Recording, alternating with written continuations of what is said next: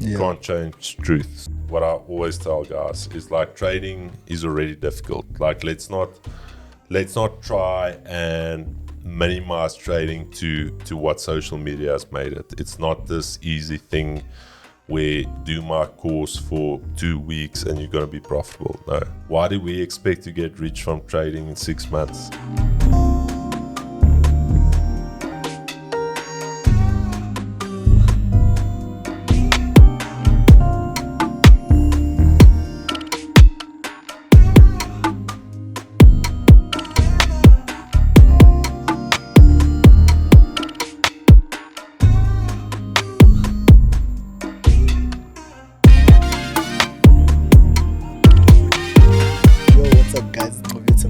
Top Traders South Africa, and I'm bringing you guys another installment of Market Masters, where I sit down with the most prominent and talented traders in the industry. And today I'm humbled. I'm joined by a legend in the game. I'm joined by somebody you've been in the game for quite a long time. I'm joined by, a lot of you know him as Chris Market Bull, but also his real name is Chris Dix as well. Yeah. And welcome. Yeah, really appreciate being on the show. We've actually, I think it was from last year, we actually started chatting, and schedules obviously didn't align, and we really made a point of it, myself and Keegan, and we said somewhere on the schedule, we're going to make a plan, and this trip is literally just to come and do the podcast with you guys. From PE. From Port Elizabeth, coming through, and we said at the beginning of the year, that our planning, and I said, look, we've been putting off the Top Trader SA podcast from last year, and I said, when we get a gap somewhere at the start of the year, we want to come down, and also not just to be on the podcast, but to see what you guys are doing here. For instance, we also on YouTube now as well, and just to get a little bit of inspiration, see your setup, see how you built your set. I think we've got a lot more appreciation also now, starting to get a little bit into the, let's call it production, where somebody wouldn't really appreciate it. But for me and Keegan, we were already asking your brother like a lot of questions like, okay, how do you use this slide? There's your cameras. You've got the roadcaster set up there, and talking a little bit about setup. So just for that inspiration as well, and also just hearing the story before we even started, like how you guys started, and people don't know the grind of YouTube, social media, and that we need to get started. And it's a grind. It's a grind. It's a literal grind. And I was actually saying that you talking about our production, but we're also looking at you guys right now. You guys go live every day. So that is insane, though. So we started with that last year, and my entire idea with we opened up a Vault Markets Port Elizabeth branch, and I was thinking, how do we shift away from only attracting clients from a certain area?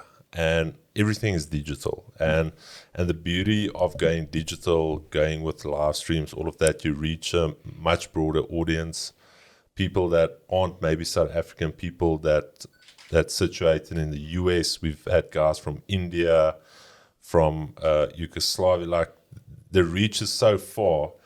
And I said, listen, I've tried actually many years ago to start live streaming, and I live streamed for an audience of 4 people. And after 2 weeks, I was like, what am I doing? Like, there's 4 people, I might as well just trade on my own. And then we started again, and I said, okay, this time I'm going to be consistent. And when we chat about anything in the office, the first question we ask is, before we start with something, can we be consistent for the next year, 2 years, 3 years? Like, we can't just come in with a bang, full of fire for 1 or 2 days, and then after 3 weeks, it's like, I want to chill. I don't want to do this. So trading without fees. Now that's possible with Octa. Octa has no commissions on deposits and withdrawals, no swaps or fees. Get your gains in full and earn more in the long run. Trade with spreads from 0.2 pips on majors, metals, and indices, and more with Octa. Execute orders always at market price and withdraw money on time when you need it. Conditions can't get any better with Octa. See for yourself. Use the promo code TOPTRADER and get a 100% deposit bonus. Trading made clear with Octa. Started with the webcam, didn't have a light, looked like I was sitting in a cave. The shot wasn't great. We had this massive banner at the bottom taking like half of the screen. And at that stage, you feel like this is great. The thumbnail, you felt like this is something that you'll look at. And as you progress and as you evolve and you look back, then you ask yourself, what were we thinking? Like even putting, like, how do we even put something out of that quality? But again, it's just that thing of starting. And if you never start, you can never really improve. So I think people want to try and be too polished on social media, on live streams, where people grow with that evolvement of you as a content creator. And I think that's what people love. Otherwise, if you get too commercial too quickly, it's like, what am I missing here? Where's the start? Where's the middle? You're already at the end. So there's something that I'm missing where people want to grow with you as a content creator, to see the improvement and feel part of that community. Yeah, and that community, and it's crazy. People are always watching. You know, people are always noticing these changes and things, and it's always nice, especially when the community starts to appreciate certain things, like, oh, nice, we see the camera quality is good now, great, you guys got good lighting, great, you know. And there's always that random one comment there, but it just says, it means a whole lot, because it's like somebody appreciates what we're doing. And ultimately, you need to cherish your viewers. That's what I tell guys as well. So as much as we're doing it for the channel, we actually doing it for our audience, because they are the ones consuming your content. So everything you do, you need to have the viewer in mind. Like, what are they going to watch? What is going to make it easier for them to consume your content? Do I need to do a little bit more of this to keep them engaged? So it's a constant like feedback loop of what works, what doesn't work. But at the end of the day, I think authenticity wins at the end of the day. People can, and apologies for my cussing here, but people can very easily see through the bullshit. Like, that is one of the easiest thing for people. They can see if you're bullshitting. So, that's why I keep it real, keep it raw. Like we had the discussion earlier, if it's not your personality to go about things a certain way, don't do it. Like, be yourself and let people attach to that person that you really are, and not the facade you're putting to the fore. Yeah, no, that's great. We're here to talk about you today. Like I said, it's quite an honor for me to be interviewing you, because you've also interviewed a few other people. So it really is quite an honor. And I think we're just going to take it all the way back a bit. Just give us a bit of background on who Chris was growing up, aspirations that you had at that time. Yeah, so actually good to be on the other side of the mic for a bit. Actually, one of the reasons I wanted to come, I'm usually on the other side asking the questions, so it's good now to not facilitate the chat. So, but I think I'll be an easy guest for you, because I know that sense of already thinking about the next question, how do I make things flow. With us, it's a little bit different because it's live, but I'll make it easy for you. So, yeah, I grew up in the Free State, Welkom, small little town just past Bloemfontein. Grew up there. Both my parents were basically in the traffic department, working as traffic cops.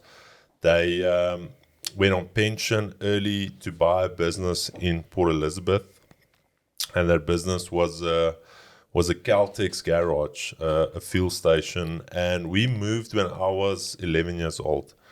And we started, they started their business, up and downs. That's where I really started seeing what it takes to do business, see the stress of it, see the highs, see the lows. And grew up in Port Elizabeth, basically, let's call it the second third of my life. So up until I was 11 years old, Welcome, moved to PE. And loved playing rugby. Rugby opened up a lot of doors for me when I was in standard 6, or basically coming out of primary school into high school, got a full bursary, got a bursary at university, so rugby paid for my studies. Was fortunate enough to play age group Currie Cup as well, played Varsity Cup. So really, really loved rugby. It was most probably the biggest part of my life up until I finished studying. Got a few bad injuries, a lot of like little niggles, and at one stage, after fracturing my mandible, and my ear was literally rucked in half, and that's when I called it. And I was like, I love the game, but there comes a time when you need to call it and focus on your professional journey. So basically studied engineering, went into consulting, specialized as a structural and civil engineer, mostly structural. Did some phenomenal projects, really enjoyed the journey from going from somebody getting out of university. And I think that's where people don't realize that you get out of university, you've got all of these elements, and you think you're just going to thrive in the business arena. You get into your first job and you're like, I don't actually know what I'm doing here, but I've studied for 4 years. What am I doing? So that challenge to become self-proficient, to really run projects on your own. So just out of interest sake, I did 3 projects for 3 Forbes 100 billionaires. So that was quite nice because we're a relatively small firm, but had the opportunity to do projects for these wealthy people. And slowly but surely, it became very monotonous for me. Engineering, as cool as it sounds, it becomes monotonous because you just follow the same process over and over. The only thing that changes is the footprint of the building, how many floors, all of that. So it became at a stage where I chatted to my wife and I said, I can't see myself doing this for 35 years. And the idea at the business where I was that I was going to take over the business.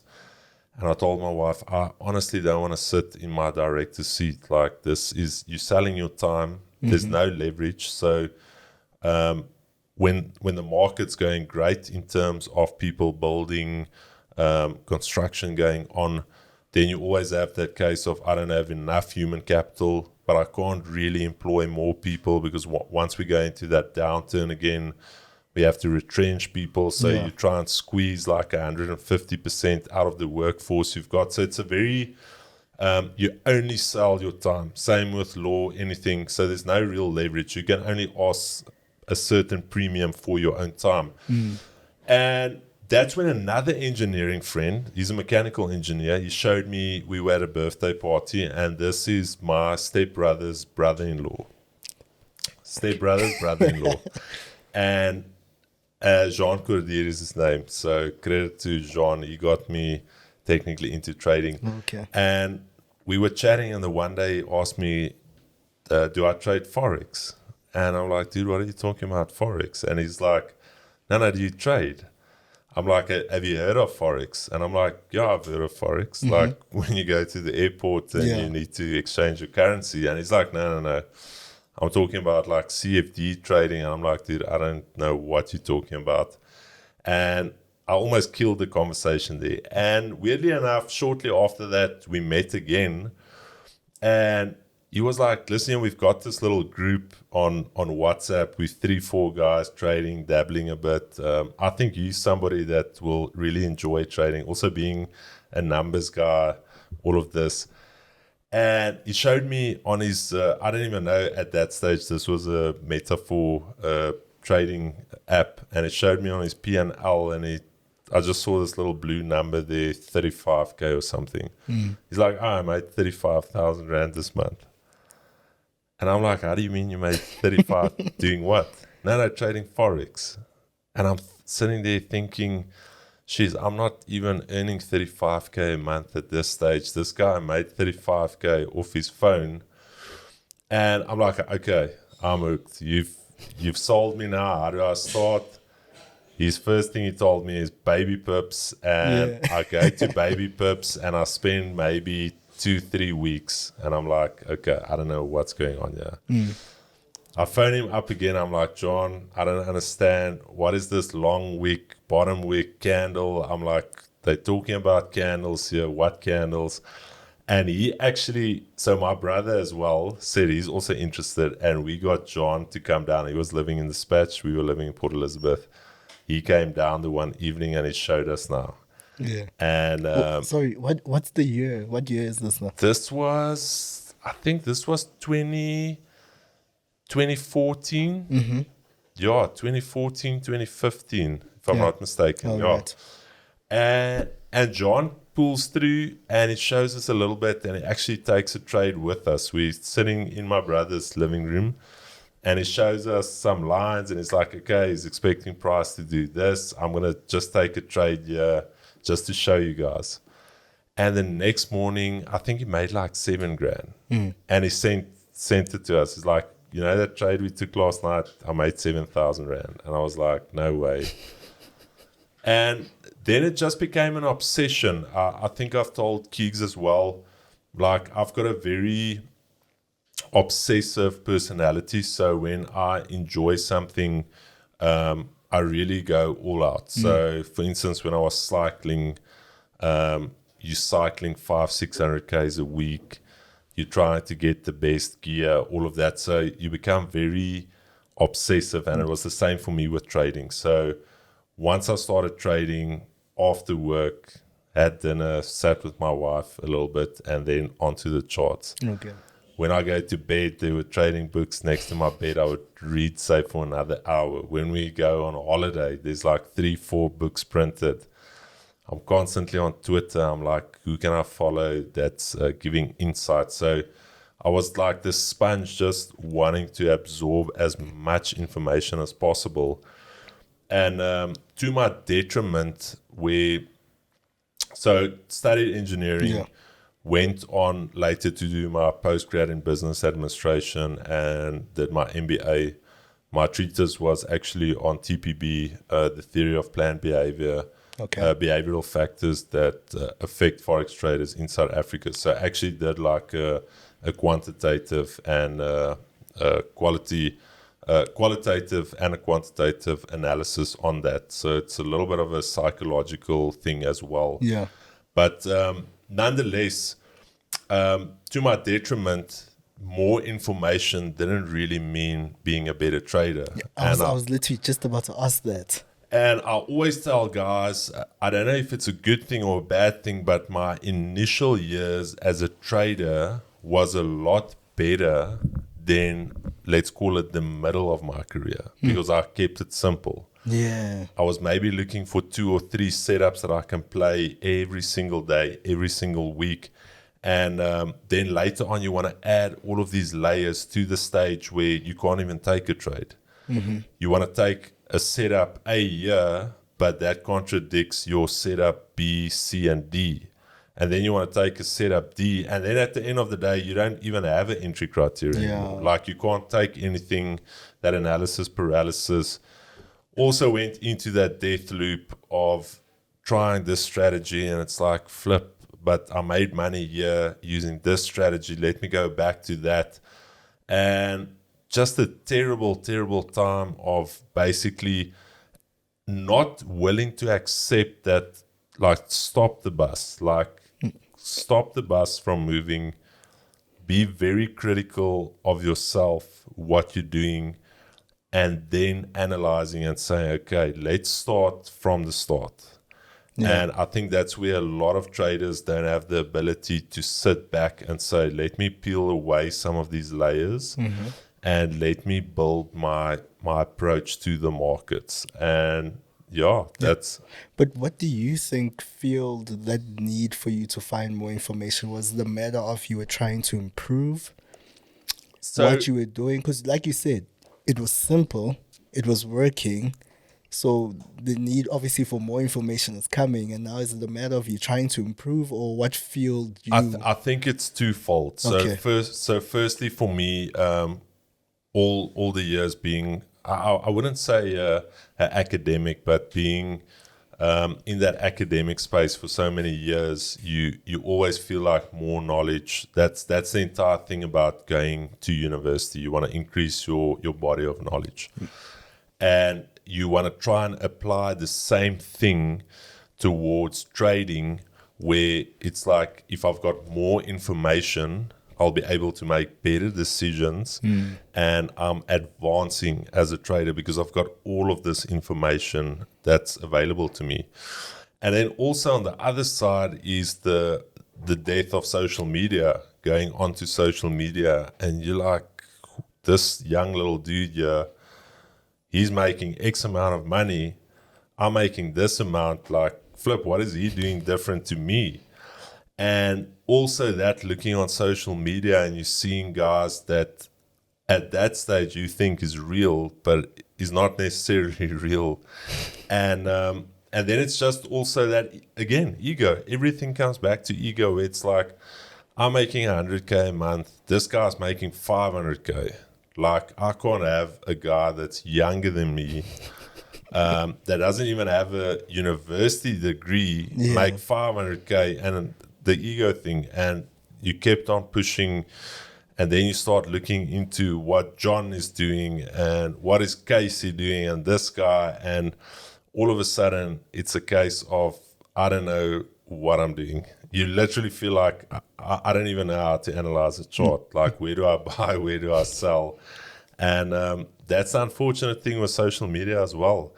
Guys want to compare themselves to lifestyle sellers that's selling a dream, that's selling something that's not necessarily real, and that's creating that sense of lack.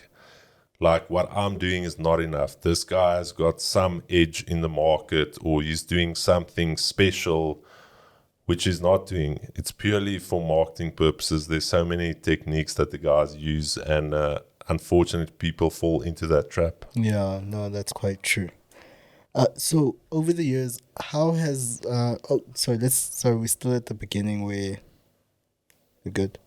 I just want to switch it off because it's gonna keep giving me a notification. No, yeah, so now you're learning you're getting more information, and that's kind of working against you at this point. But how's the trading going right now? Oh, now? No, not now, but at that point, during the period.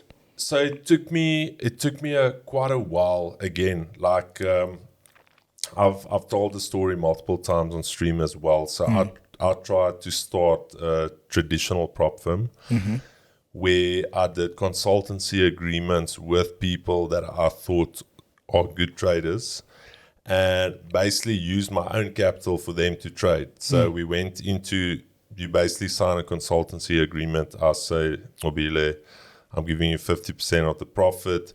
Here's my mandate. This is how we do it. Put it into a business trading account. And unfortunately, that went sour real quick, real fast.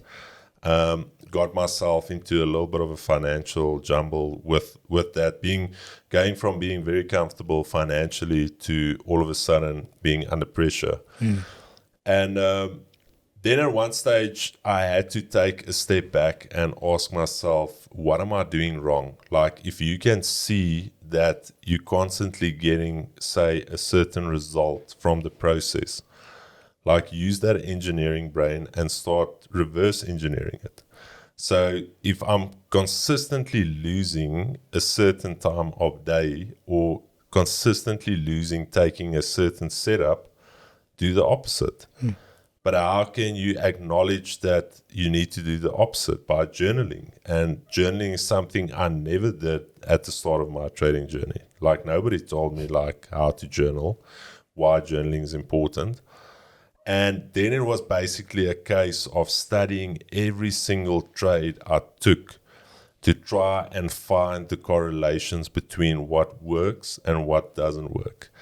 And after doing that, and after reverse engineering and seeing, let's say, for instance, price doing only one of two things at a session high, or at a daily high, or at a weekly high, then you realize there's only one or two things that can happen at those levels. So you start preparing yourself for scenario A and scenario B. And also something that was quite pivotal in my trading journey was Tom Hogarth's book, The Best Loser Wins, where coming from a sporting background, coming from, say, the university as well, where you're trying to excel, where you're trying not to lose for obvious reasons, I was always looking for that holy grail of how can I never lose a trade? Like that was always the idea. If I took a loss, I'm so critical. I'm like, how could I have avoided this loss? Where that book just opened it up for me to say, like, listen, losses is part of the game. If you can acknowledge that you are going to lose a lot of times, and if you can get comfortable in that uncomfortable of losing, that is actually where you're winning. Yeah. And that's when I realized strategy is only a very small part of it, but the psychological aspect of it, that is where it's won or lost in the trading game. Because we've seen it on our live streams. We'll share the setups, we'll share the strategy, and still guys would enter a phenomenal trade. We even had it now on Monday. According to our playbook, I don't want to mention names, but if he watches this, he'll know who he is. He took 2 phenomenal trades. All the boxes were ticked. Halfway into profit, closes the trade. And I'm like, dude, why did you close the trade? Now you got scared. And I'm like, why are you getting scared? I'm like, anything you do in the market, there needs to happen a certain thing, or for A to happen, then you need to execute on B. So you can't just go on a feeling like I was scared. You need to be very critical and say, now I exited the trade because we were at a session high. Price was finding rejection. I didn't think price could go any further, so I'd rather lock in, say, 50% of the profit. But you can't go on feelings, because that's the quickest way to get killed and in the markets. So it's that thing of that psychological barrier, and we've talked about it so many times, where even as an experienced trader, you still fight the same battles. You still fight the same urges of, you still want to get in a trade. You still want to get that dopamine hit from being in a trade. You still want to sometimes go in with a little bit more size. Yeah. So it's every day with the experience where you can sit down and say, listen, I'm sticking to my rules. I'm disciplined. Where for a newer trader, he first needs to feel the heat a little bit before he's going to be like, okay, I'm not going to touch that. But why do you think that is, though? Like, why is there? I feel like it's some sort of a need to say that everyone needs to walk that particular path. Have you ever met anyone who has kind of went against everything that's like, as a trader, have you met anyone who has kind of walked the path in a very different manner? No, I think it comes back to, so I've got 2 kids. I think it comes back to that human nature, where we want to explore certain things. And for a kid, for instance, if you're going to tell him like, don't touch that, then immediately his mind is triggered towards like, why can't I touch it? Like, I just want to see. And I think they've done some tests as well, where if you put a button somewhere in here and you would say, do not press, and people would walk just like press it quickly, see what happens. And the same in a lift, like that little bell, like you guys have pushed that bell, like just to see like what it sounds. So I think it's that, let's call it inquisitiveness of, I don't know, is that a word? Inquisitiveness, but if not, it's not, it's a word today. That's something we made up here. But I think it's that where you want to experience it. Ultimately, before you can learn the lesson, you need to experience it for yourself, because you're not going to believe somebody's word up until you've experienced it. And I've seen it so many times. People fail to accept your advice, and I'm like, dude, I've been through it. And then months later, like, Chris, sorry, you were right. I didn't listen, but now I'll listen. And I'm like, dude, it's fine. As long as you've learned the lesson, and that test becomes a testimony then, and you cannot teach something that you have not yet experienced. So that's why for me, at a very early age, I knew, like, in my trading journey, like, I'm not going to try and mentor people because I feel like I haven't walked that journey, and I cannot teach you from something that's in a book. And only much later on that I feel comfortable, even sitting on a stream, because I've walked the road. Like, I've got the t-shirt, and I tell the guys on stream as well, like, I know exactly the emotions you guys feel. I know exactly what you guys are going through. I've been there. The emotions you're still fighting to this day, I'm fighting it as well. Even though you guys think I'm this polished robotic trader, like, there's still, I make mistakes. There's times where I break my rules, and that's fine. Sorry to interject. So you telling me it doesn't get better or what over time? No. So the thing is, I think it becomes more controlled. Okay. You've got the ability to very quickly realize that you want to do something that's against your rules, and you can very quickly just mute that emotion. Like, if there's a little bit of FOMO, it's like, markets aren't going anywhere. Let me sit back. I missed my setup. I missed my shot. Tomorrow is another day. Where, for instance, if you're still a new trader, you want to chase the market. But later on, once you've become a little bit more mature, you still have the FOMO. You still see the move, and you still sit. There's a lot of times, even in the office, where we saw big moves, and I would go that evening and I would study the price for that session, and I would think, like, was there a way, according to my trading framework, where I could have entered this trade? Maybe. If there was, I'll make note of it, and if not, then I'm like, price moved without me. This wasn't, if somebody caught it, great, but according to my framework, there was no way that I would have executed on this. So yeah, I mean, a lot of people see you today. I see you today. You're Chris, quite a big name in the industry as well. We see you trading. You're trading live, and that's really great. But I think for you to be where you are today, what were some of the sacrifices that you actually had to make over the years?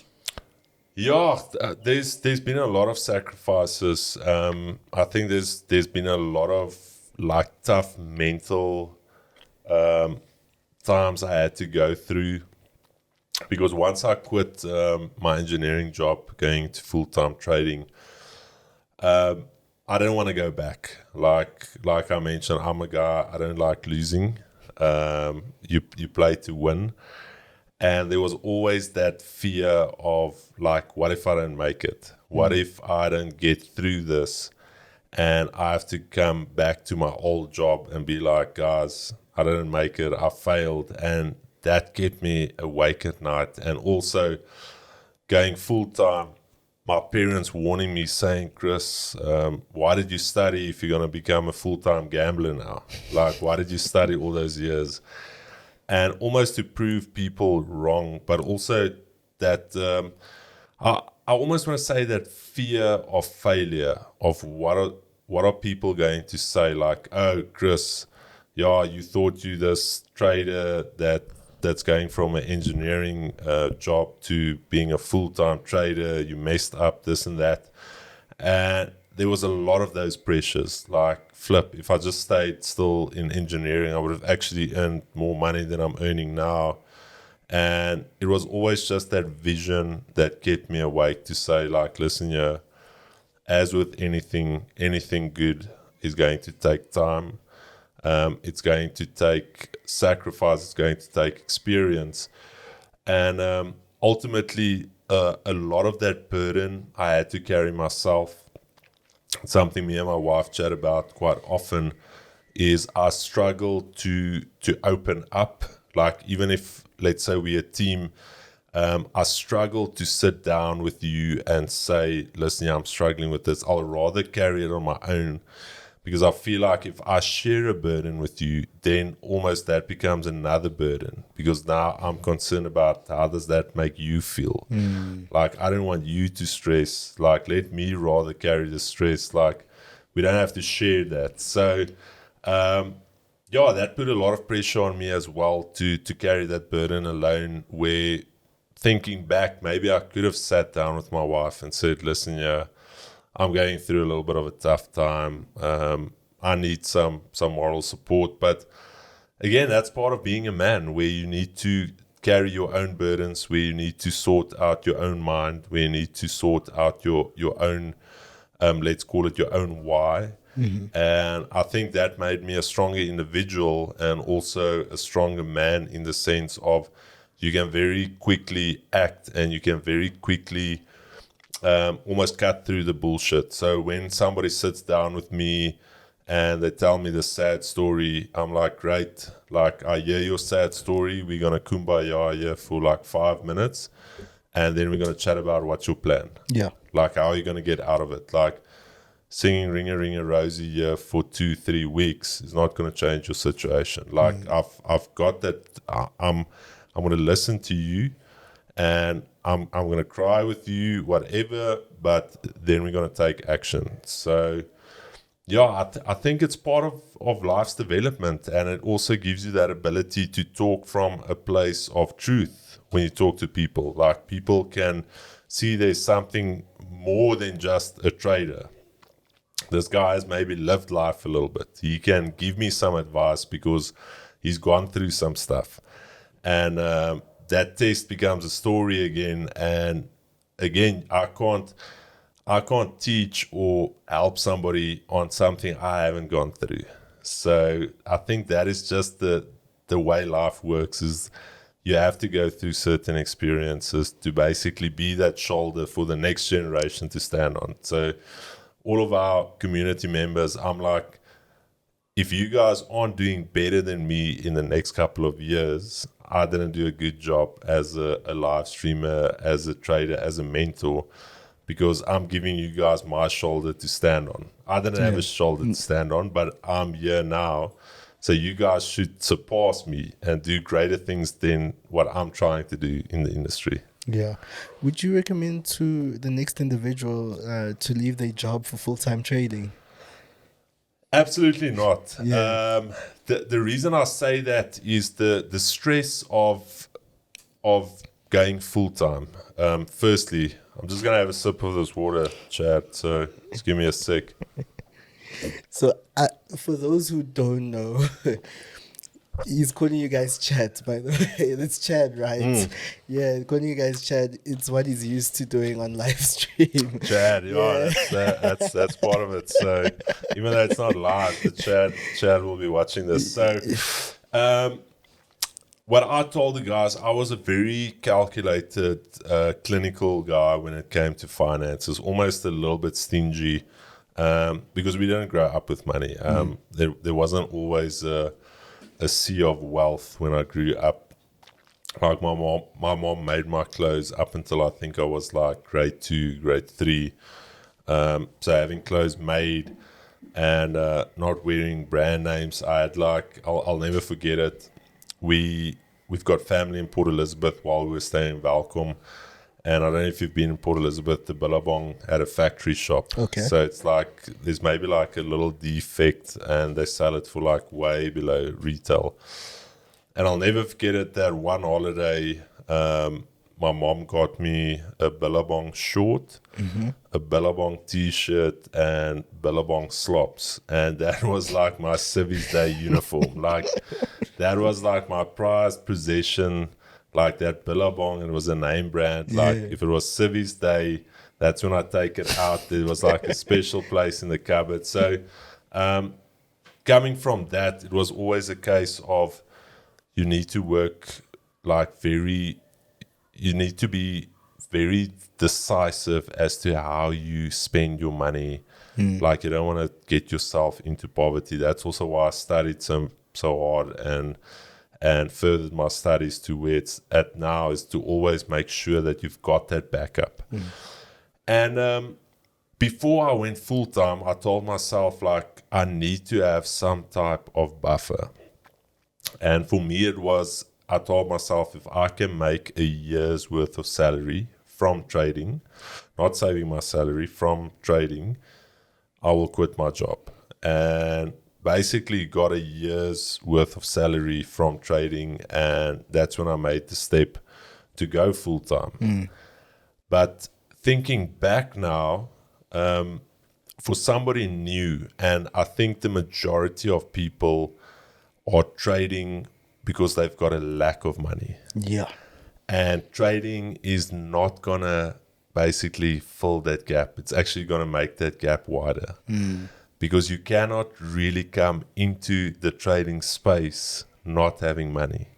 Because again, we talked about that psychological aspect. If you're trading from a place of need, your decisions aren't based off logical perception of what the market is doing. It's based off your psychological need. And all of a sudden, you become a very emotional trader. Because it's like, oh, this is my last 1,000 Rand and I need to flip this account to pay rent and buy food. And that's terrible. And I tell guys, if guys come into my DMs and they tell me that story, the first thing I tell them is go find a job, my brother. Like, first and foremost, stop trading immediately. Even if you have to go work 3 jobs, you can still do the trading thing. But trading is not going to change your situation. It's going to make it worse. And if you've got the ability, because here's the big thing, business, life, everything is about cash flow. You can have a lot of money, but if you spend it and there's no new money coming in, maybe it takes you 3 years, 4 years, 5 years, that money is going to run out because there's not cash flow coming in. Exactly the same thing with trading. There's certain periods where your cash flow is zero, where you're just not making money in the markets are slow.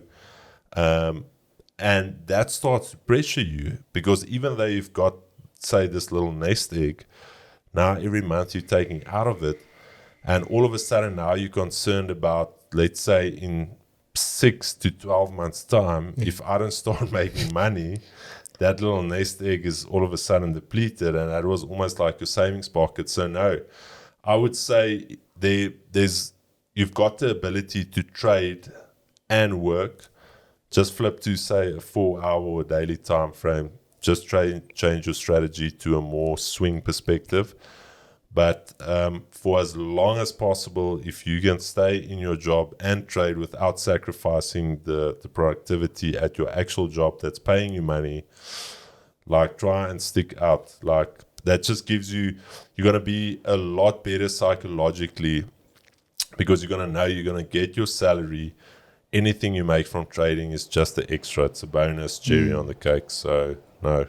Yeah. Don't force the going full-time thing. Because I think a lot of people are really chasing the thing of wanting to be a full-time trader. And it's not so glamorous. Yeah. It's really, really not that glamorous. People think it's like this glamorous, like we've sat on streams for 2-3 hours not having the ability to take one trade.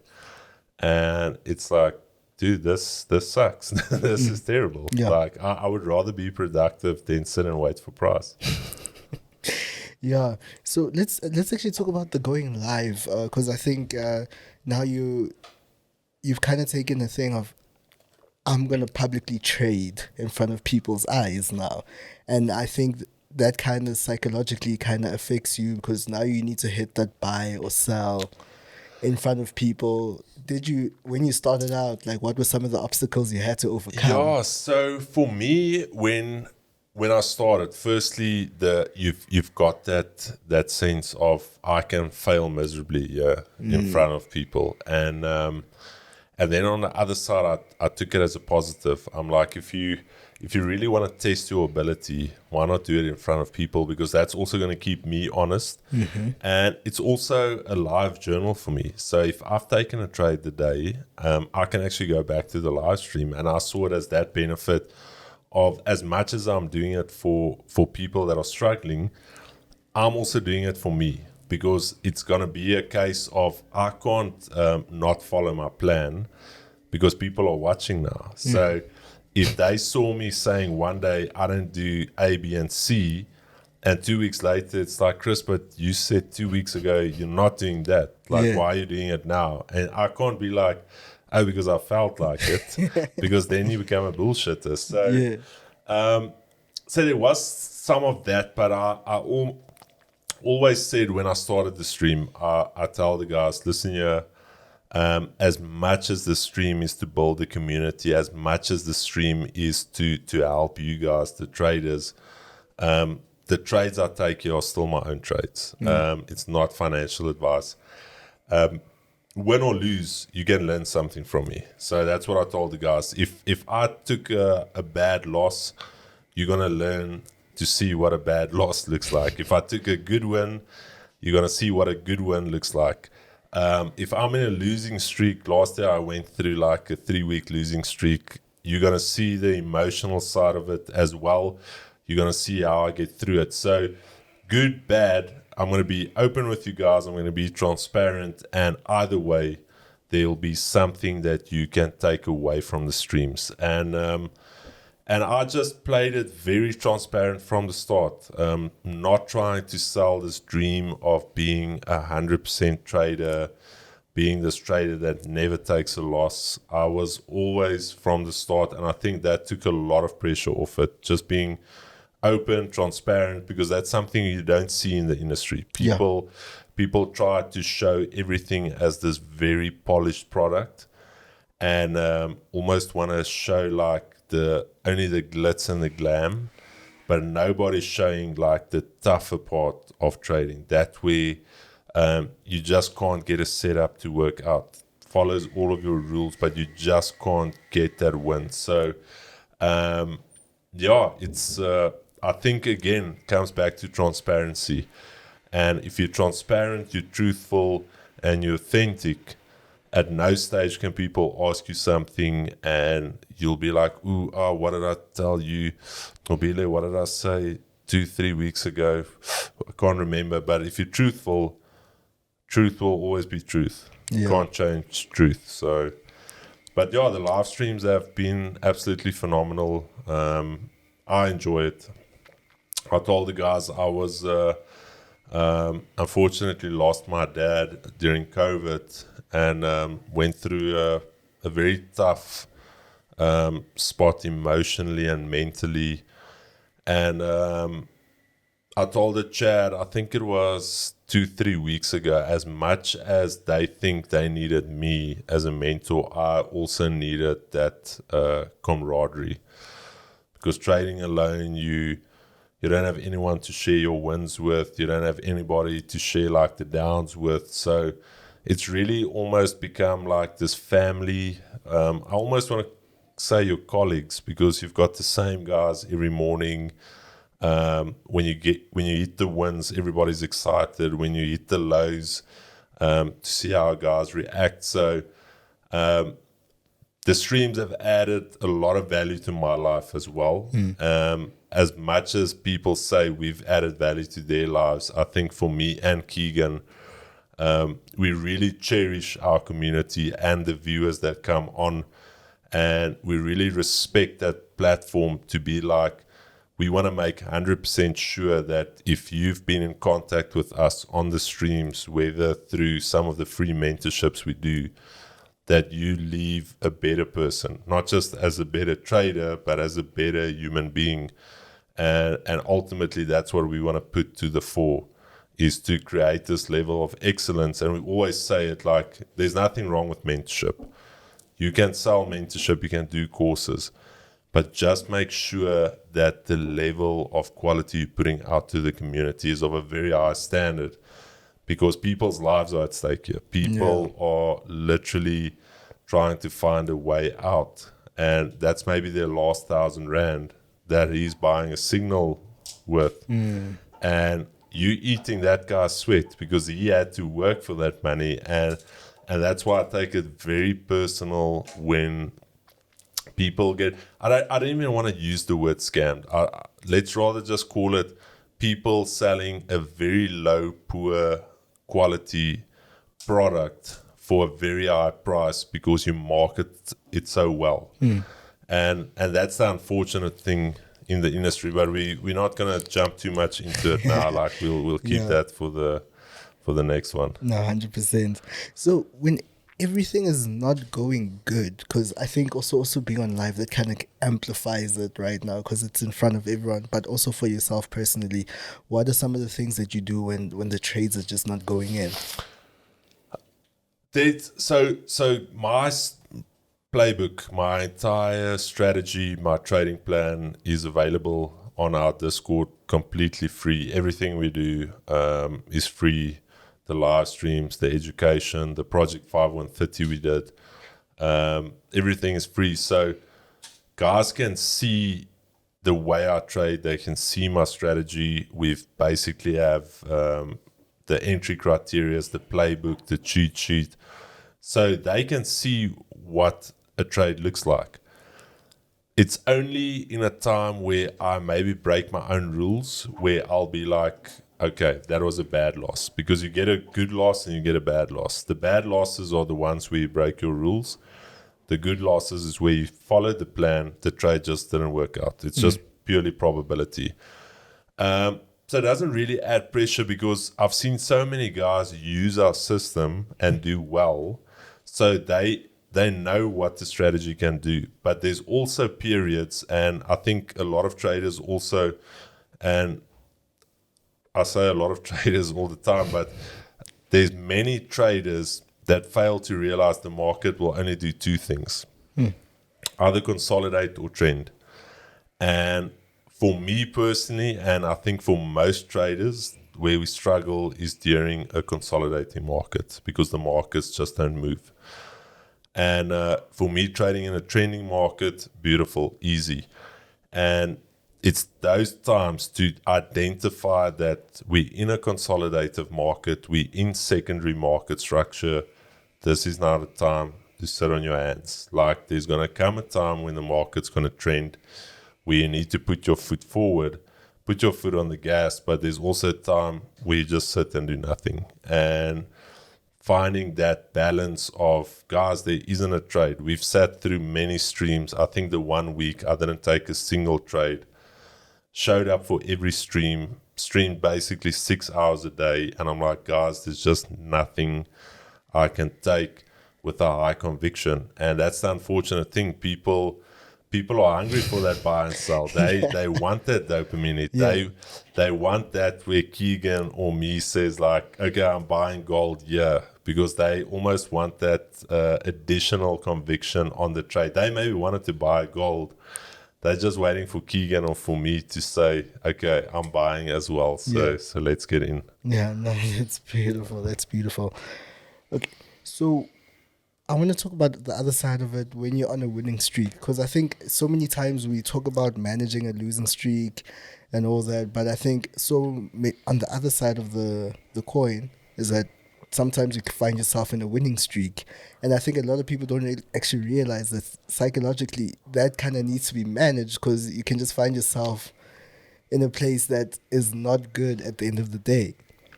So weirdly enough, Keegan was on a bit of a winning streak. He had a cracker about 2 weeks ago, and we talked about it last year. I think it was September. We couldn't put a foot wrong. Literally, when I entered a trade, like at no stage, at no stage did I even think about this trade going against me. And didn't get cocky, still respected the market, but you get those times where it's like, damn, something's got to give. Like when I entered the trade, barely draw down, blast into profit, go break even, work done. But I think where we myself and Keegan talked about it is that where you really need to bring that ego just back into check, because we still need to give the market the respect it deserves. Yeah. Like ultimately the market is not a respecter of persons. Like it will do what it wants to do. So true. But as a human being, you still need to come to the chart saying, listen, I've had a good run, but I'm still going to follow my process. I'm still going to be very, very precise in when I take a trade, how I manage my trade, how do I exit my trade, because otherwise you can very quickly fall into that trap where you think you can't put a foot wrong. Like if I'm saying this thing is going to buy and I enter it, it is going to buy. And that is the biggest mistake when that ego comes into play.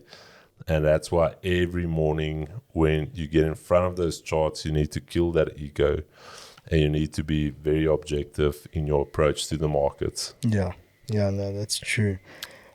So I want to talk about your risk management protocol. Which I know you said you have everything in your Discord group and whatnot, but I think just for the sake of conversation, if you could just take us through, because I really believe, and I was saying earlier on, is that risk management has become something, sort of a loose term that's just being thrown around, especially in the industry. I think you can, when you talk about risk management, you have to bring trade management into it as well. Yeah. So for me, I've told the guys that the holy grail for me that I found in trading was actually trade management and risk management combined. And what I mean by that is I don't have a very high win rate, if I'm very honest. We did a few challenges with the guys, and I think the one challenge, my win rate was 33%, but I made 10% in the month. And you would think, how can a guy with a 33% win rate make 10% in the month? But it's due to the fact that my losses, I kill a trade very quickly. And years ago, I struggled with that. We call it opium. A lot of traders run on opium. You enter a trade, you see it going against you, and you hope that it's going to go into your favor.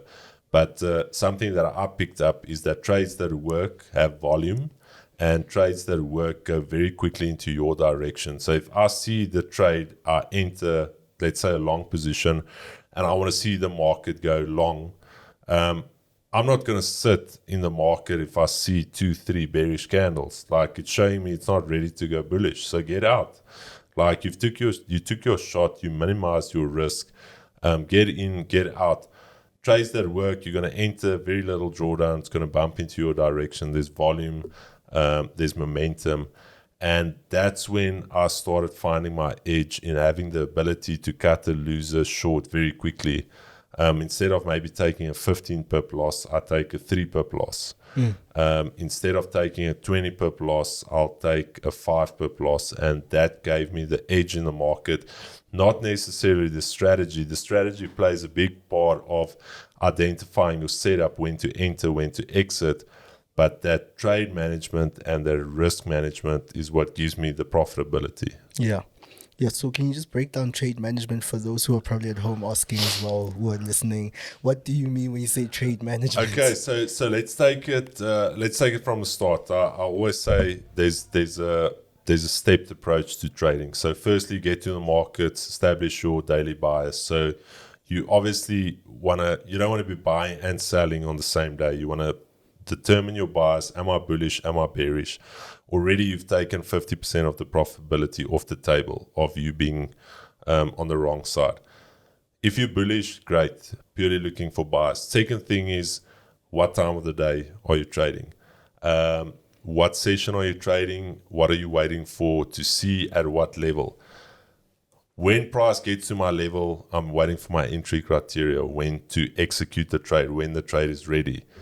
Once I've entered the trade, then it's purely a case of I'm now in trade management mode. I'm only looking to do two things here. When am I going break even, or when am I cutting this trade? When is this trade not working out? If the trade is not working out, I need to be very quick to react to mitigate, say, losses. And if the trade is working out, I also need to be very cognizant of not moving stops to break even too quickly, because then you kill the potential of the trade. So that is the two things you consider then. Then once your trade is starting to move, then it's a case for me, very simple. I always go for a 1-to-1. And guys will say, I was actually going to ask about that. Yeah, so here's my thing. What I told the one gentleman, Neil, a very, very good friend of mine. I haven't even met, but online, very, very good friends. Apologies there. He asked me, Chris, but I want to take runners. And I said, beautiful, do this. Trade the strategy, close half of your position at a 1-to-1, leave the runner, and move your stops to break even. At the end of the month, tell me how many of those runners hit TP. And he came back after a month and he said, only 2. All of the others hit break even. And I'm like, if you take the calculation of the average daily range of an instrument, it's only got so much range. There are going to be periods where it's going to trend, and traders will say, oh, there was 200 pips up for grabs. But the 15, 20 pip daily is something that you can grab consistently. So why do I want to go for the home runs if I can hit the singles every day? And that's when I was like, listen, yeah, I'm not going to go through that where I go to break even. I'm going to take my piece of the market every day, be part of that 3% that make profit, instead of trying to hit the home run every now and again. Because also building that mental fortitude, you almost build up an innings in the market, like a win. Just builds your confidence as well, where if I have to take 10 small losses before I take one big win, mentally that's going to be draining for you. Yeah. So yeah, that's where the 1-to-1 came in. And also from backtesting, seeing that flip, these runners aren't working out, the market comes back. Why do I want to keep my stop open if the trade was already up, say 30, 40 pips? Now to just come back and hit my stop loss, it makes zero sense. The trade was risk-free at one stage. For you to have a risk-free trade and then take a loss is absolute insanity. Yeah, but somewhere along the line, if it's just 1-to-1, like where does the profitability come in now? So again, we talked about the trade management. Yes. So I hardly ever, even though the calculation when I execute the trade is 1-to-1, I never take the full stop. So that's why my RR is 2 to 3. So let's say my risk that I calculate is 15 pips, but I only ever take a 3 to 5 pip stop loss. Technically, it becomes a 1 to 3 trade. So I see. So I don't put my stop 5 pips, but I try and kill the trade while it's 5 pips in drawdown. So that's why I say the trade, what do they call it? The holy grail for me comes into that trade management, where I'm willing to take a 15 pip stop, but I'm always thinking, how do I kill that trade before even getting close to 15? But do you not feel like you're killing an opportunity for a trade to go in your favor? No. So here's my thing. There's always chance to re-enter. So if I took a 3 pip knock or 4 pip knock, then I'll tell the guys, listen, the market is just setting up again. It's maybe doing one more leg to the downside. Once we get another structure break, I'm going to enter again. So it's not a case of like newer traders would take a loss and their day's ruined. And you go back and you want to cry a little bit and why did I lose the trade? Where as experienced traders, if I took that small loss, I'm still looking for the opportunity. My idea is still there. My thesis is still there that price can go long. It's maybe just doing a deeper retrace. So I'm constantly looking at how can I re-enter this trade for the next setup. So no, it's not a case of there's just one shot and there your day is ruined. You took a 3 pip loss and you phone your wife and you cry. You're still there, focused, ready to take that next shot in the market. Yeah. You know, there's actually a quote I wrote down by Chris Williamson. Earning average returns for an above average period of time is way more lucrative than trying to earn superior returns for a shorter period of time. Yes. It's basically what you just spoke about right here. It's like, will you take the low hanging fruit, or are you gonna try and swing for the fences? And in trading, here's my thing. What I always tell guys is like trading is already difficult. Like let's not try and minimize trading to what social media has made it. It's not this easy thing where do my course for 2 weeks and you're going to be profitable. No. Trading requires a certain level of respect. It requires a certain level of mental fortitude. It requires a certain level of experience. Like if you've studied for 4 years, you didn't get paid in that 4 years. Then after you graduated, when you started working, you were paying below what you should be getting paid. So maybe it takes you 7 years to just earn a half decent salary. Why do we expect to get rich from trading in 6 months? Like, why can't you put 4 years aside? Say, listen, I'm happy to not make a single cent in 4 years, but after that 4 years, I'm going to make sure that I know how to trade. I'm ready now to execute on my ideas. I'm ready to manage my trades. And it comes back to the case of you can't just come into the market thinking, all right, I'm ready. I've got money to put into an account. I'm ready to trade. Because that's the quickest way to get killed.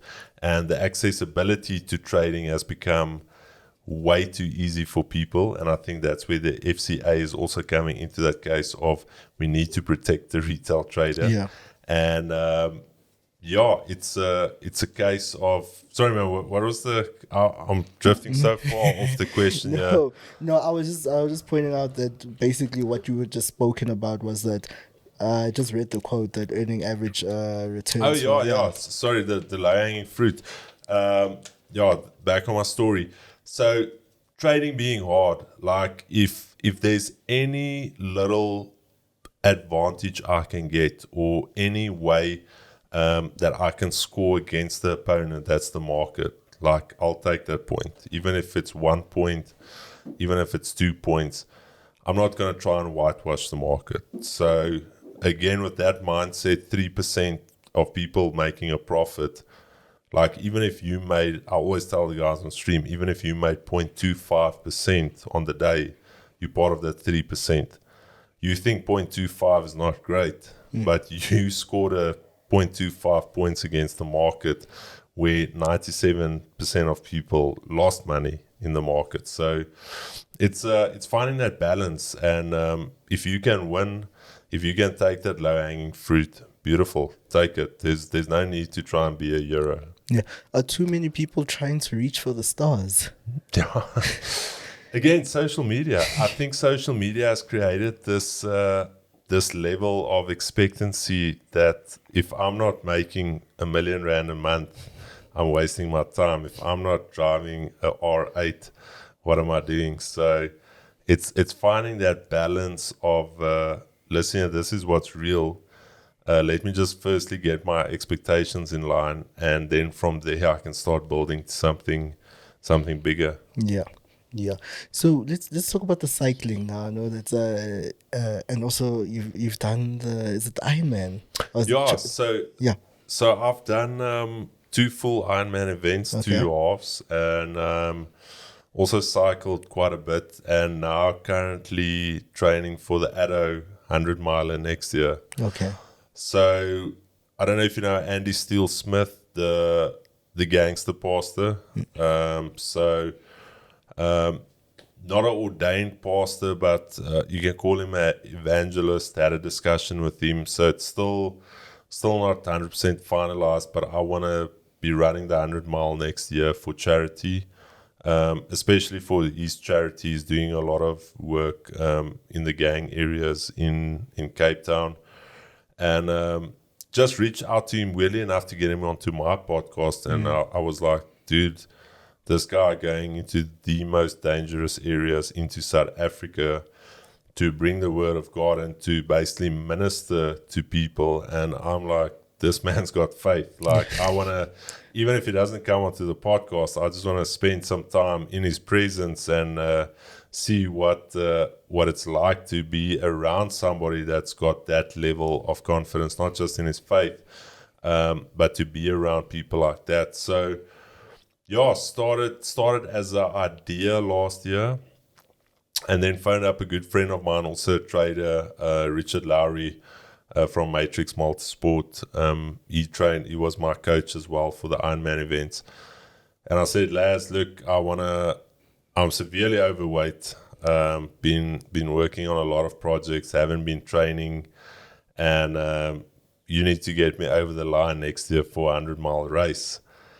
And he's like, sure. And I said, just keep in mind when you do the programming, this needs to be like from couch potato to ultra trail runner. And he's like, no, don't stress. We're going to ease you in. And we started training basically 4 weeks ago. So basically still have 12 months to go. So yeah, then that's something that I'm very excited for, just to see just the progression from where my body's at now and to get to that level where I can perform. And I don't want to say survive, like I'm not going with the survival mindset next year, like I want to do well, but ultimately 100-mile foot race is 100 miles. It's not something you just do over the weekend. Decided 2 weeks ago you're going to do it next week, so I'm very excited for that. Yeah, no, that's great. That's honestly great.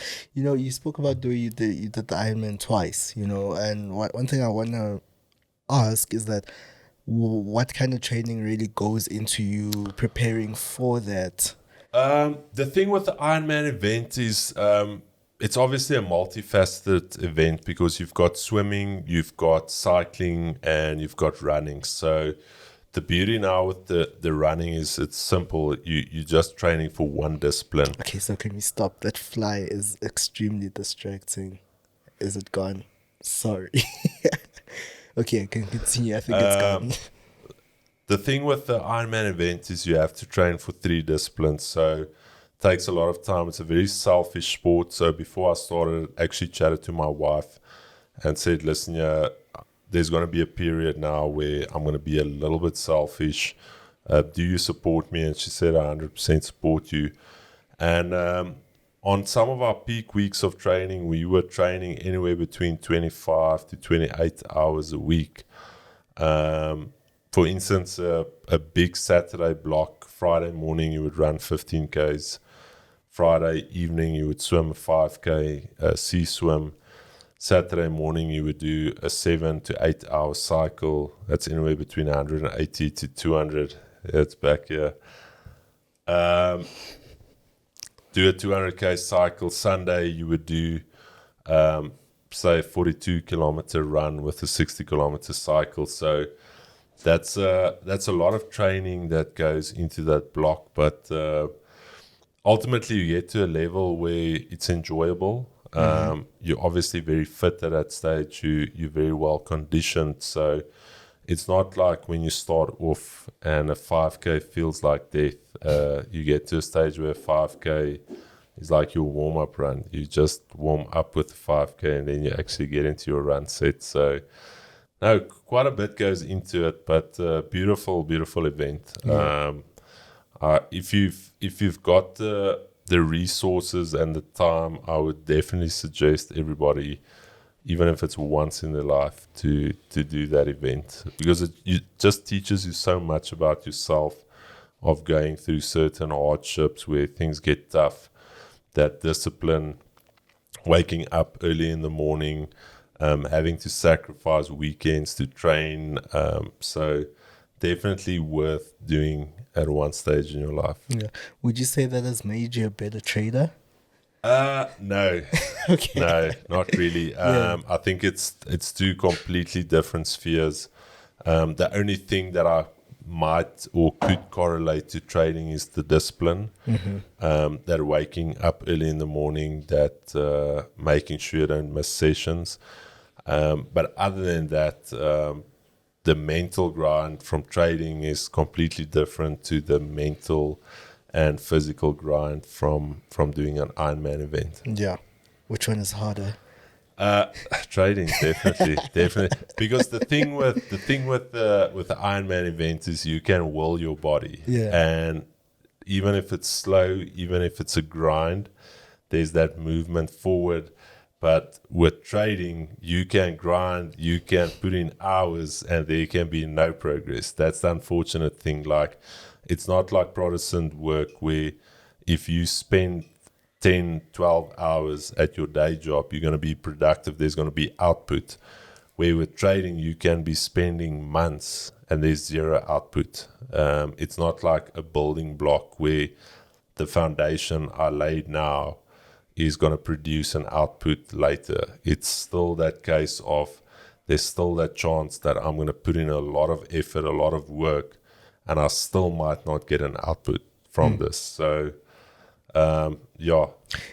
That becomes a bit discouraging though, because I think we live in a society where obviously the general belief is that the more I grind, the more I get back. And now you're saying that it's not particularly the case when it comes to trading. No, definitely not. I always laugh and I say, when you see the guys posting, is it Drake's song, Working on the Weekend Like Usual? I always laugh and I see the guys on the charts and it's like working on the weekend like usual, and I'm like, working on what? Unstructured work that actually has no value. So let me rather put it this way. Let me just open this up real quick so we don't mess up the sound here.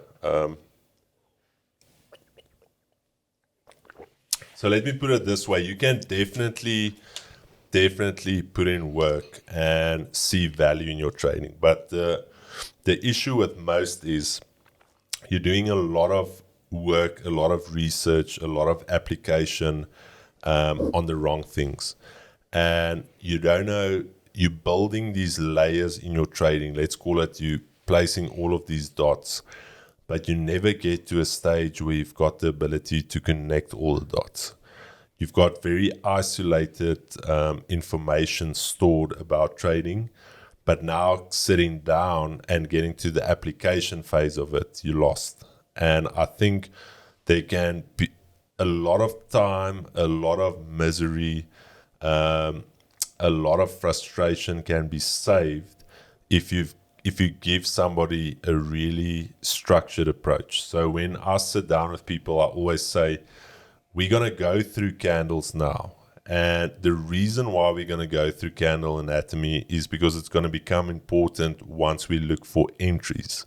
So you always need to bring it back to the application, where in today's industry, people just share a very high level of information, almost this blanket, but you never get the application. It's like, no, you figure it out by yourself. This is what a support is. This is what manipulation is. Boom, boom, boom. But nobody's saying, listen, Nqobile, I'm going to show you all of these, let's call it these silos of information. And then after that, I'm going to sit you down with a process-driven approach where you can go from A to B to C to D to actually executing a trade. And that's where the lack is currently in the industry. Nobody's doing that, where it's always, I almost want to say, a little bit mystical. You teach me something and I've been your student for a year and I see you post a trade on Instagram. And I'm thinking like, where did this man enter his trade? And I call you up and I'm like, Nqobile, why did you enter the trade there? And then you tell me the story of, oh no, the market did this. And from experience, I remember that if it did a 3-4 wave candle, then I go long. And then I'm like, but why didn't you teach me that a year ago? And that's the issue. There's too much subjectivity when it comes to applying the information. And that was always my thing. Coming from an engineering background, I always wanted to compartmentalize stuff. So I want to say, for instance, for executing a trade, this is my entry box.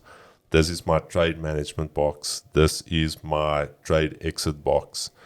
And if you can focus on the application, and when you learn something, always think about it. Where am I going to apply that information into my trading? Otherwise, it's just additional layers you don't need if you can't apply it. Yeah. So I think application, focused work that's applicable, that's also adding value to your shortcomings. And last thing, we mentioned it, that I think me and Keegan had the chat where people would say the mentorship industry is saturated. It's not. Okay. And the reason I say that is because nobody's really doing real mentorship. They're just putting a course online, calling it mentorship. But mentorship is where you physically take a group of people. And again, you can't mentor 1,000 people at once. Impossible. Like, mentorship is physically me and you sitting down and I'm asking you, what are you struggling with in your trading? Because maybe you don't need more information. Maybe you've got all the information. Maybe we just need to fine tweak. Maybe what's keeping you back is your entry criteria. Then we can change one small thing and that changes your trading completely. You don't need to start from scratch. And that's why there's a big lack for that mentorship, for real mentorship. But if you can get guys to go from, listen here, A to Z, apply, approach, and management, it becomes a completely different ball game. But it's still just people chasing this high-level information without knowing how to apply it, unfortunately. Yeah, that is very unfortunate. Let's talk about Project F. Yeah, Project F. Okay, so Project F is something we started with Project 5130. Yeah. Me and Keegan. Can you give the viewers just a rundown of what Project 5130 was? Yeah, so Project 5130 was a free mentorship. We called it Project 5130 because it was for 5 people, basically overcoming that one struggle of getting funded with a prop firm in 30 days. So we called it Project 5130. And we ended up taking in 30 people because there was such a high demand for it. And the way we did it was very, I almost want to say, was also done on a high level. Like, we had an intake form that was almost 7 pages. Sure. You had to apply for it. We did our courses during the week. Was it 3 Sundays, Keegan, where we pitched 6 o'clock in the mornings on a Sunday? Because some guys wanted to go to church, and literally 99% of the guys pitched on a Sunday morning at 6 for the online classes. And that is what I call a mentorship, where we went through all of the aspects of trading, where we did post Project 5130 interviews to say, listen, here's your intake form. A, B, and C you struggled with. Do you still struggle with that? Did we manage to close that gap? And how can we chat about it now to make sure that this is not still an issue? And then myself and Keegan talked about everything we're doing is for free. And I want to thank Vault Markets and Vault Funder for being the sponsor of our channel. But also, we talked about it at one stage, you do need to monetize a component of your business. Okay. And we talked about Project F being faith, fitness, finance, where Keegan is very into fitness. I'm getting back into it. The faith aspect, not just generalizing religion, but just that faith in yourself, the faith in your own ability. So think of it as that broader complex of a human being, the soul, spirit, body, and mind, where you can then take, say, for instance, we're not just going to help you with trading, we're going to help you with business, we're going to help you with being a better person, being a more productive person, looking after your body, because ultimately, if you want to make a certain amount of money, if you aren't healthy, you can't enjoy it. But also, if you aren't healthy, you're not going to have the energy to apply yourself in the market. So again, we thought of how do we bring all of these aspects together in one? And that's when we came up with Project F. It's still in the works. We're still busy mapping out the entire application process.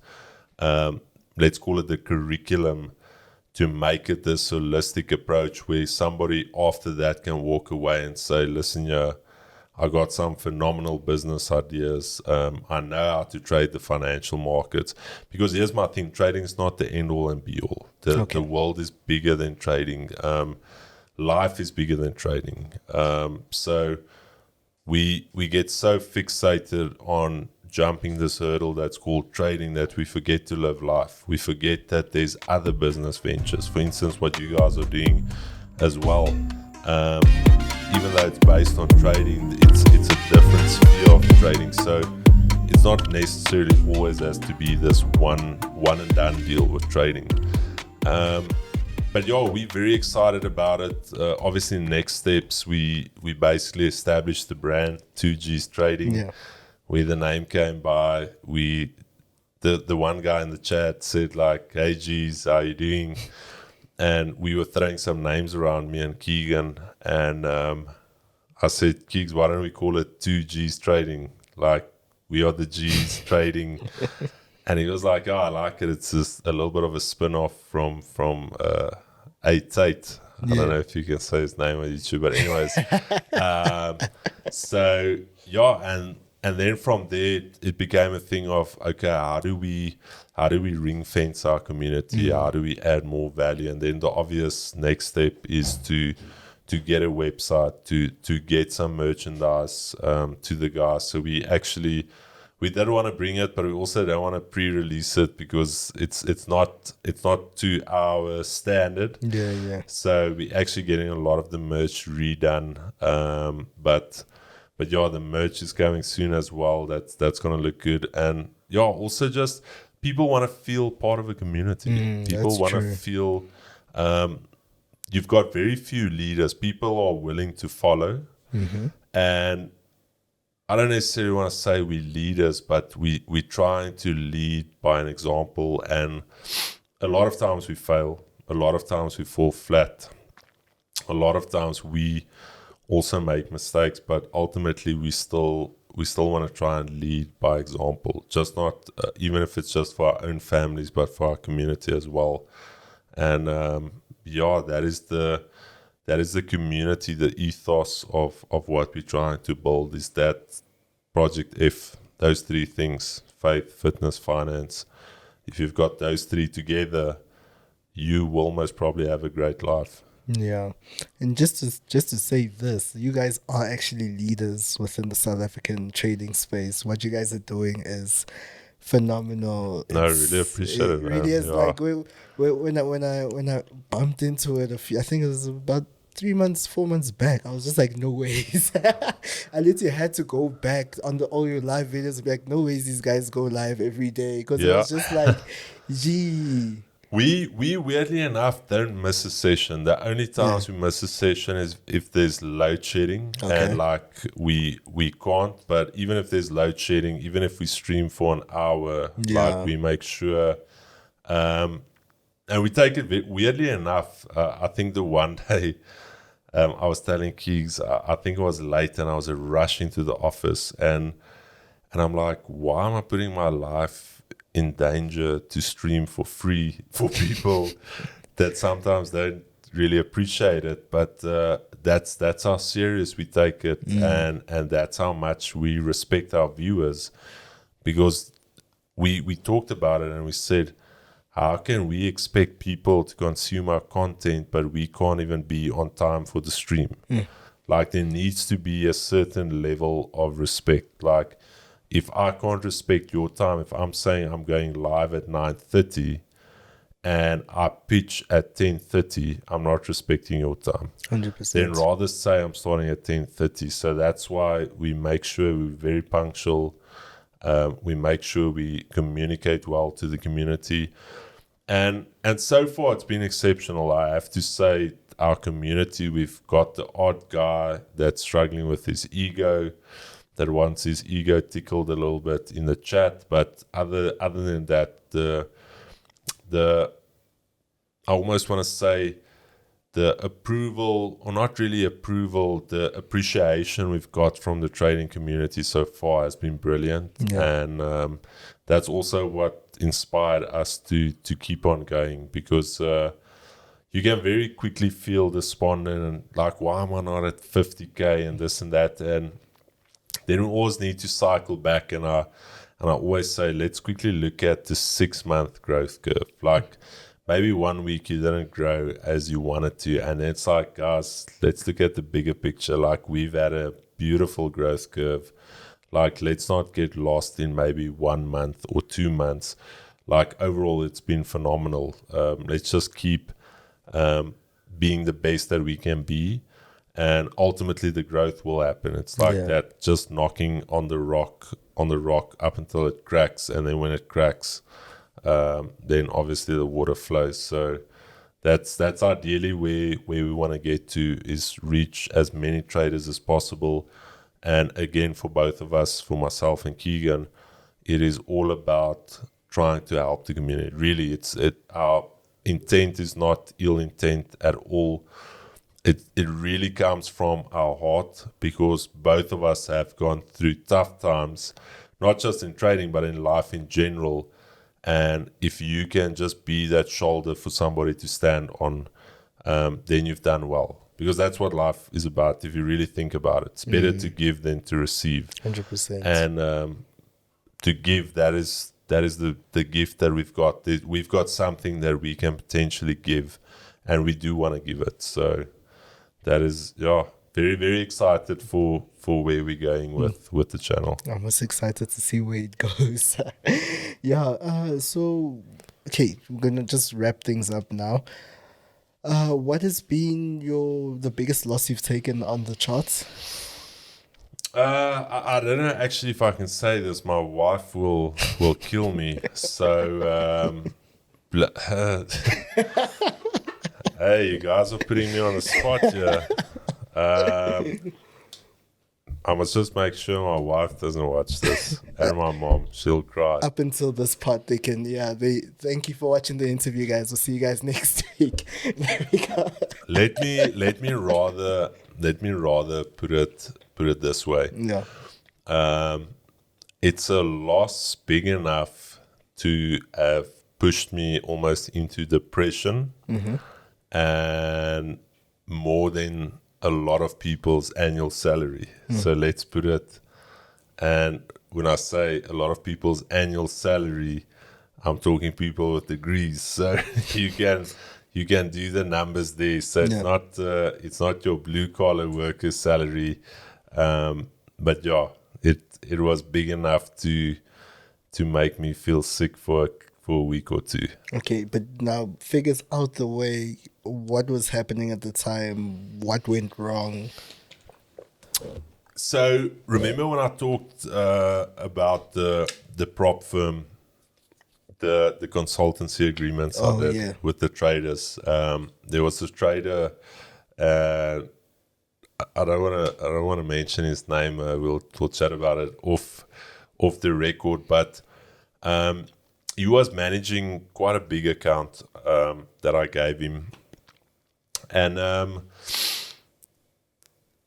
two folds to the story. I realized afterwards, like the way that he trades and the way that I trade, completely different. And this was literally early Trump, yeah. And he put a long position on gold. I'll never forget it. And I was looking at gold and I said, dude, what are you doing? Massive position on gold. And looking back now, if I've left him, would have made a lot of money. I'm talking like a lot of money. And I managed to talk him out of that position. And I basically interfered with his process. And at the end of the day, he got discouraged because he was like, bro, I said it's a long, and now you saying it's a short. Like, I'm walking away from the account. And I'm jumping into the account Friday afternoon. And I'm trying to hedge here. And I'll never forget it. And the account is about to be blown to smithereens. It's a big account. And that Sunday morning, like I think it was 11:30, 12:30. I'm sitting there and I'm hoping gold just comes down. And literally, gold, I think I can just go back on it, but gold gapped up, I think, by something $12. Okay. And I'll never forget it sitting there, like, I think it was 12:30 Sunday, basically Monday morning. Okay. Markets are open. And I literally, as the market opens up, I just see all of those positions close one by one as you get margin, like boop, boop, boop, boop, boop. And I'm sitting there and I'm like, dude, you feel sick. Feels like somebody like literally kicked you. You're nauseous. And I'm like, dude, I consider myself to be quite an intelligent person. I'm like, how the hell did I get myself into this situation?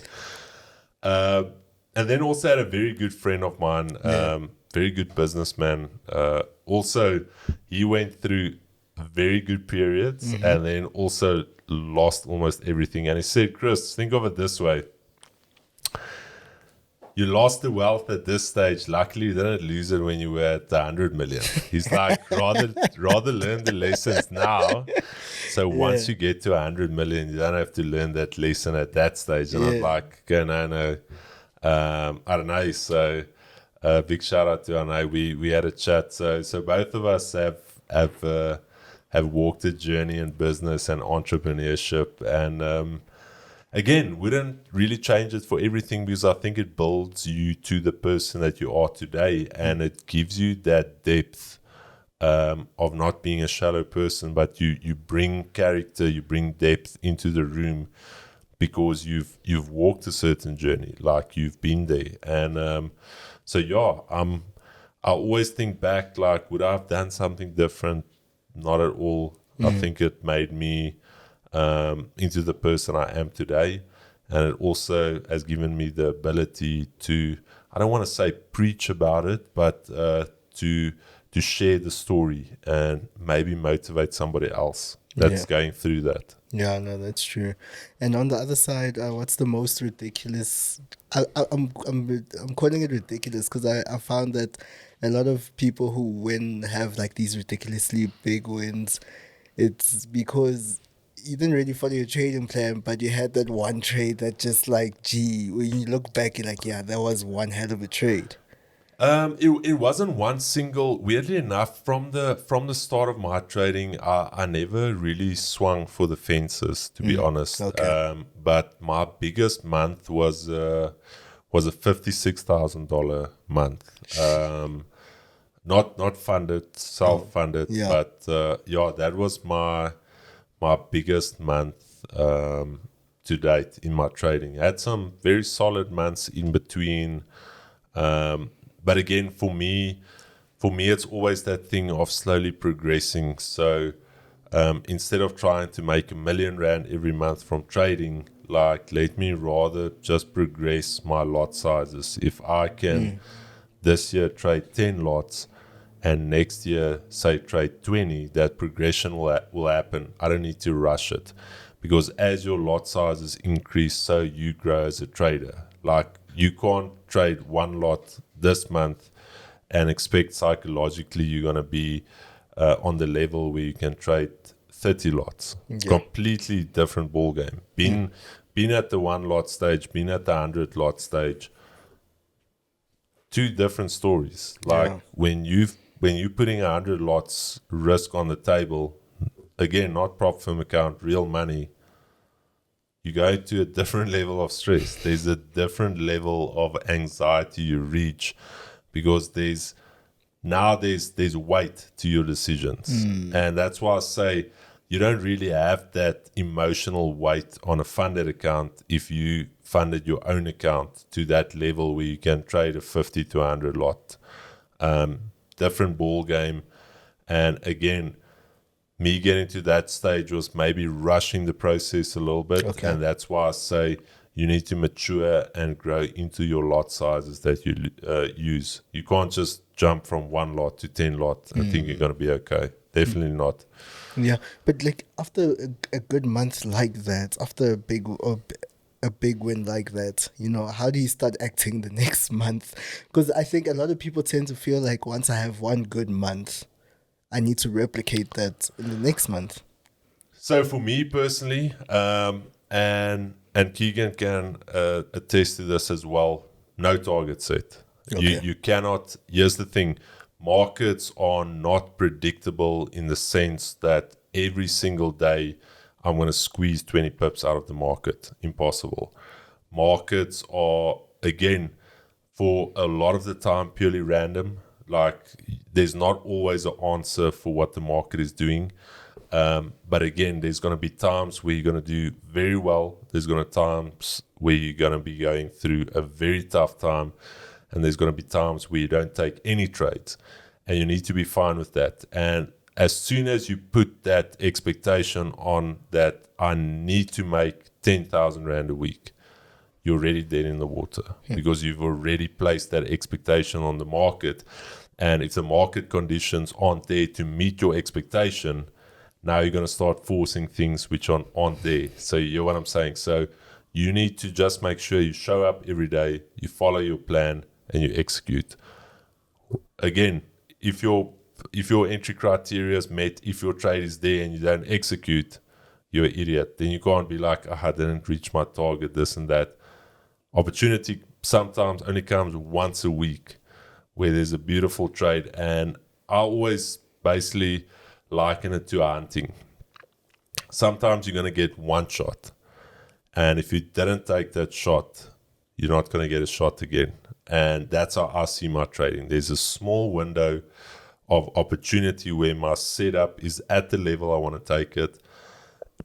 And if I'm fearful and I don't take it, I've missed my shot and I don't chase. And I'm like, that was my shot. Psychologically, something was hampering me. Maybe my confidence was a little bit off. That's fine. I can work on that. But I know that was my setup. So I'm not going to chase anything else. Yeah, sure.